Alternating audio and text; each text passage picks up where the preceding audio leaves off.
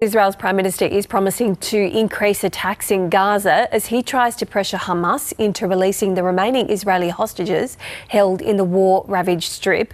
Over the weekend, Hamas has signalled it was ready to release more of the captives if the ceasefire resumed.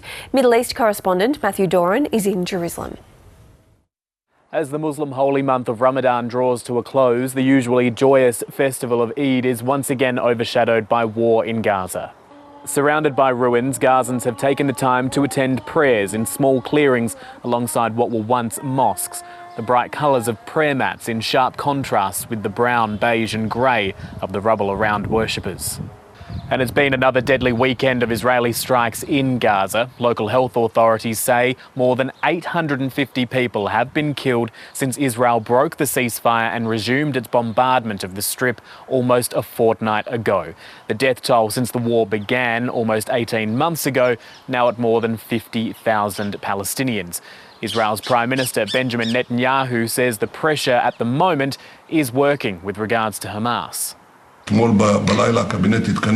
Last night, the Cabinet convened and decided to intensify the pressure, which was already high, in order to further crush Hamas and create the best possible conditions for the release of our hostages. Those comments coming just hours after Hamas confirmed to mediators Egypt and Qatar that it was prepared to accept a proposal to release 5 living Israeli hostages in exchange for the resumption of the ceasefire. That is something which Israel has countered, and Benjamin Netanyahu says Hamas must lay down its weapons if it wants to see the fighting end.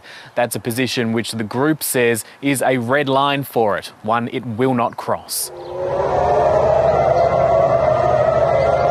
The response to Israel's strikes in Gaza is being heard almost daily. Warning sirens ringing out across central Israel with yet another missile launched by Houthi rebels at Israel in solidarity with Hamas and the people of Gaza.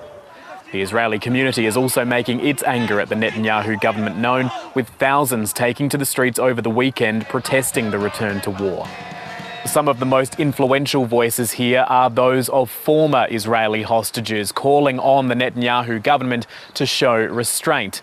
Those calls seemingly falling on deaf ears.